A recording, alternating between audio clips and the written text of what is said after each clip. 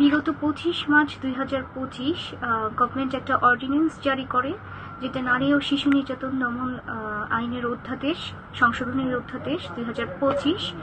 এখানে সেকশন 5-এ 9 খ ইনসার্ট করা হয়। এই 9 খতে বলা হয়েছে বিয়ের প্রলোভনে যৌনকর্ম করা একটি অপরাধ এবং অপরাধটি হবে শুধুমাত্র পুরুষের।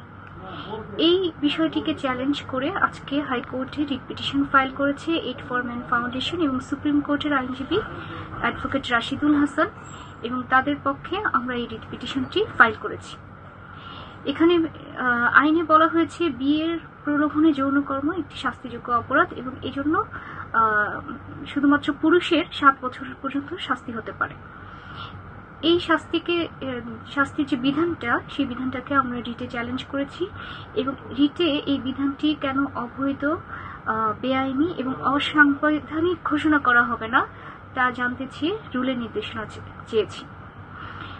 এই রিটে আইন মন্ত্রণালয়ের 2 সচিব এবং নারী শিশু মন্ত্রণালয়ের সচিবকে বিবাদী করা হয়েছে।